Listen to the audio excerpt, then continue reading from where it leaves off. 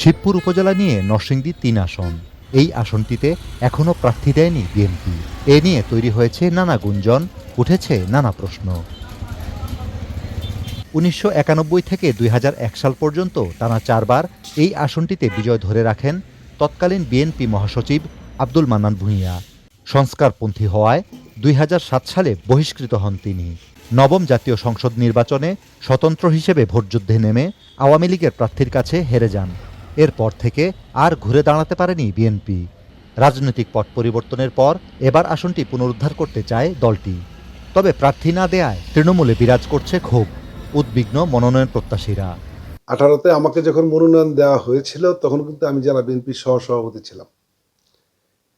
এখন আমি মনোনয়নটা পাবো না, এই 10টা বছর জীবন যৌবন, টাকা পয়সা অর্থকরী সময়, হামলা মামলা জেল জুলুম খাওয়ার পরে এটা আমি কল্পনা করতে পারি না। সিদ্ধান্তটা এখনো পেন্ডিং রয়েছে, ঝুলন্ত রয়েছে। সেক্ষেত্রে আমি এখনো সেই পর্যায়ে আশাবাদী হয়ে আমি আমার কার্যক্রম চালিয়ে যাচ্ছি।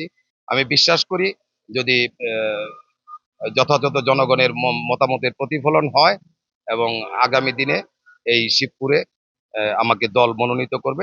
২০১০ সালে আব্দুল মান্নান ভূঁইয়ার মৃত্যুর পর তার নামেই একটি সংগঠন গড়ে তোলেন অনুসারীরা।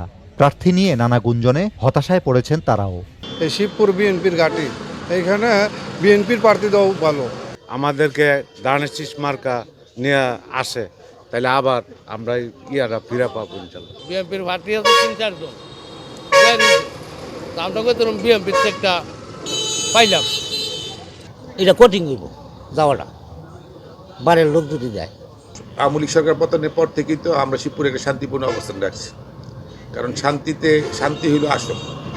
আমরা শান্তিপূর্ণ অবস্থানের ক্ষেত্রে আমাদের ভূমিকা ছিল, এখনো আছে, ভবিষ্যতে থাকবে। মান্নান ভূঁইয়ার বহিষ্কার যদি বিএনপি প্রত্যাহার করে তাতে বিএনপি লাভবান হবে, আর যদি না করে তাইলে হয়তোবা এটা বিএনপির ক্ষতির কারণ হইতে পারে। যদিও আশাবাদী উপজেলার সিনিয়র নেতারা বলছেন দলের সিদ্ধান্ত অনুযায়ী কাজ করবেন তারা।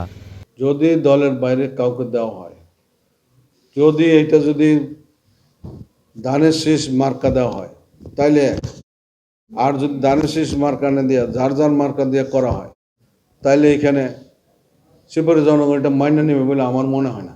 হাইকমান্ড যেরকম সিদ্ধান্ত নেয় সেই সিদ্ধান্তের বাইরে আমাদের ভাবনার কিছু নাই, এবং আমরা অপেক্ষা করছি ধৈর্যের সঙ্গে। তারা যদি সিদ্ধান্ত গ্রহণ করেন অচিরে তাহলে ভালো হয় মনে করি আমি। আসনটিতে নির্বাচনী সমীকরণ কি দাঁড়াবে তা সময়ই বলে দেবে। বদরুল আমিন চৌধুরী, স্টার নিউজ, নরসিংদী।